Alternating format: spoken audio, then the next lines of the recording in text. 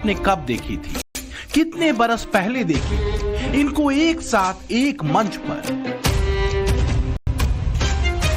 इन दोनों का नाम तो जानते ही होंगे आप। एक है उद्धव ठाकरे, दूसरे हैं राज ठाकरे। दोनों चचेरे भाई हैं, एक ही साथ पले बढ़े, लेकिन 2 दशक से कभी साथ नहीं दिखे। पिछले 20 बरस में ऐसा पहली बार हुआ है। हिंदी, हिंदू, हिंदुस्तान, हिंदू आणि हिंदुस्तान मान्य आहे, पण हिंदीची सक्ती आम्हाला मान्य नाही। तुम्ही किती कमिट्या करा, हिंदीची सक्ती तुमचे 7 पिढ्या उतरल्या तरी आम्ही लावू देत नाही।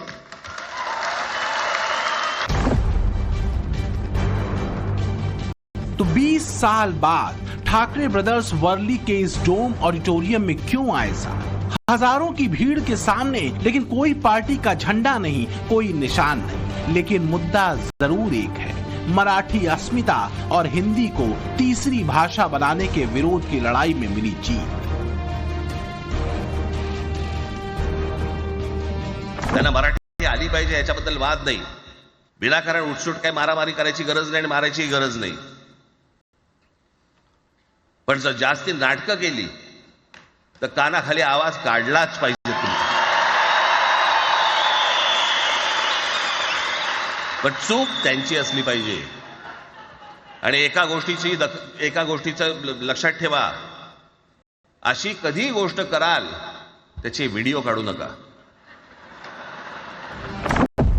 बरसों बाद हुआ ये मेल क्या महाराष्ट्र के आकार ले रही नई सियासी पिक्चर का ट्रेलर है? क्या ये सिर्फ भाषा की लड़ाई है या सियासी वजूद को बचाने का आखिरी दांव, जिसके लिए हथियार बनाया गया है हिंदी का विरोध और मराठी अस्मिता के नाम पर विजय रैली? क्या ये सियासी ड्रामा है या ठाकरे बंधुओं का मराठी मास्टर स्ट्रोक? आगे बढ़ेगी की इनसाइड स्टोरी की पड़ताल करेंगे।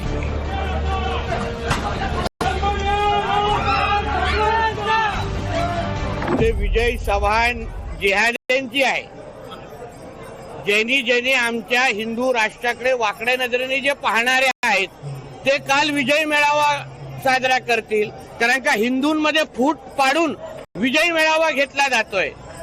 खऱ्या अर्थाने उद्या बहरामपाडा, मोहम्मद अली रोड तिथे शीरखुर्मा वाटप होणार आहे तिथे।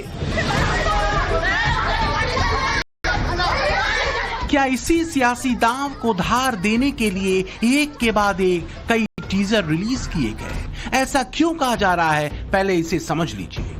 इसे क्रिस्टल क्लियर समझ लिए, मराठी अस्मिता के नाम पर हिंदी भाषियों को टारगेट किया जा रहा है। क्या ऐसा करके पूरे महाराष्ट्र को ये मैसेज देने की कोशिश नहीं की जाए? इसे भी देख लीजिए। मराठी बोलना पड़ेगा। मैं तू मराठी का नहीं बोल रहा? आधी मराठी बोलतो, नंतर हिंदी बोलतो, हा काय नियम है? नियम काय है? हिंदी आता तुमको? हिंदी नहीं है तो फिर मुझे क्या तकलीफ है? तकलीफ क्या मतलब? क्या दिक्कत है? दिक्कत क्या मतलब? मराठी आता, मेरे को नहीं आता मराठी, क्या करेगा फिर? क्यों नहीं आता? क्या करेगा? तो मराठी में क्या करेगा? कौन है पता है? मैं मनसे का अध्यक्ष है, मैं नवी मुंबई का। देखिए कैसे इस शख्स से एमएनएस कार्यकर्ता जबरन माफी मंगवाते हुए नजर आ रहे हैं। जब माफी मांगने से मन नहीं भरा तो उसकी पिटाई कर दी। तो क्या वर्ली के इस डोम ऑडिटोरियम में जो पिक्चर दिखी उसका होमवर्क बहुत पहले से शुरू हो गया था? आपको कुछ याद दिलाते हैं। 2005 में जब राज ठाकरे ने शिवसेना छोड़कर महाराष्ट्र नवनिर्माण सेना बनाई, तब ठाकरे परिवार की सियासत 2 हिस्सों में बंट गई। एक तरफ जहां उद्धव ठाकरे को शिवसेना पार्टी की कुर्सी मिली, तो आगे चलकर उद्धव ठाकरे महाराष्ट्र के मुख्यमंत्री भी बने। लेकिन 2022 में उनकी सरकार गिर गई और तब से ही उनका सियासी ग्राफ लगातार गिरते रहा। तो वहीं दूसरी तरफ राज ठाकरे की फायर ब्रांड पॉलिटिक्स ने सुर्खियां तो बटोरी, लेकिन वोटों में वो जादू नहीं चल पाया। ऐसे में अपने राजनीतिक अस्तित्व को बचाने के लिए आखिरी दांव के तौर पर क्या मराठी मानुष का मुद्दा एक बार फिर से दोनों भाइयों को एक कर रहा है? लेकिन सवाल ये है कि क्या एकता सिर्फ एक रैली तक सीमित रहेगी या महाराष्ट्र की सियासत में भी कुछ हलचल लाएगी? क्योंकि दोनों भाइयों के हालिया विरोध ने फडणवीस सरकार को यू टर्न लेने पर मजबूर जरूर कर दिया है। अप्रैल 2025 में महाराष्ट्र सरकार ने स्कूलों में पहली से 5वीं तक त्रिभाषा नीति लागू करने का फैसला किया। इसमें मराठी, अंग्रेजी के साथ हिंदी को तीसरी भाषा के रूप में अनिवार्य करने की बात थी। लेकिन इस फैसले के बाद एमएनएस और शिवसेना उद्धव गुट को मराठी अस्मिता का मुद्दा मिल गया। राज ठाकरे ने इसे हिंदी थोपने की साजिश करार दिया, तो दूसरी ओर महाराष्ट्र सरकार ने त्रिभाषा नीति के 2 सरकारी आदेश वापस ले लिए। सीएम देवेंद्र फडणवीस ने कहा, मराठी हमारी प्राथमिकता है, हम कोई ऐसा फैसला नहीं लेंगे जो मराठी पहचान को कमजोर करे। वहीं मराठी नहीं बोल पाने की वजह से दुकानदार की पिटाई करने के मामले में पुलिस ने तो इसको हम सहन नहीं करने वाले। कोई अगर भाषा के आधार पर मारपीट करेगा तो ये सहन नहीं किया जाएगा। लेकिन सवाल ये है कि सरकार ने त्रिभाषा की नीति को लागू करने का फैसला पहले क्यों लिया और विरोध के बाद यू टर्न क्यों ले लिया। दावा किया जा रहा है कि इसके पीछे की वजह मराठी अस्मिता की लड़ाई और सियासी माइलेज की रेस है, क्योंकि दावा किया जा रहा है कि राज ठाकरे ने इसी सियासी माइलेज को पाने के लिए बरसों की दूरी को भुलाकर खुद उद्धव ठाकरे को फोन किया। अलग अलग विरोध न करते हुए एक विरोध मोर्चा साथ निकालने की अपील की, जिसे उद्धव ठाकरे ने मान लिया। सवाल ये उठता है कि अचानक से बरसों की खाई कैसे पड़ गई। क्या इसके पीछे की वजह अगले कुछ महीनों में होने वाले बीएमसी चुनाव के लिए सियासी गठजोड़ की तैयारी है? क्या इसी वजह से हिंदी बोलने वाले लोगों को निशाना बनाया जा रहा है और मराठी मानुष को अपनी तरफ खींचने की कोशिश हो था? मराठी अमराठी का वाद नहीं है और इसमें आप झगड़ा ना लाइए। महाराष्ट्र में मराठी तो बोलनी ही पड़ेगी।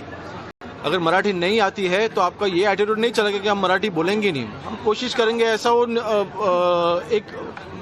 बता सकते हैं, बोल सकते हैं। तो मेरे ख्याल से देखिए, हमें किसी और लैंग्वेज का अपमान हमें करना नहीं है, लेकिन मराठी में अगर कोई महाराष्ट्र में कोई मराठी को डिसरिस्पेक्ट करता है तो बिल्कुल वहाँ पे हमारे कायदा हम लागू करेंगे, उस पर कार्रवाई करेंगे। एक हिंदू को मारा गया है तो मुझे बोलना है कि इतनी हिम्मत जाके नल बाजार और मोहम्मद अली रोड में दिखाओ ना। वो जो दाढ़ी वाले और गोल टोपी वाले क्या मराठी में बात करते क्या? शुद्ध मराठी में बात करते क्या? उधर जाने की, उनको कान के नीचे बजाने की हिम्मत नहीं है। जावेद अख्तर क्या मराठी में बात करता है क्या? आमिर खान क्या मराठी में गाता है क्या? उधर उसके मुंह से मराठी निकालने की हिम्मत नहीं है।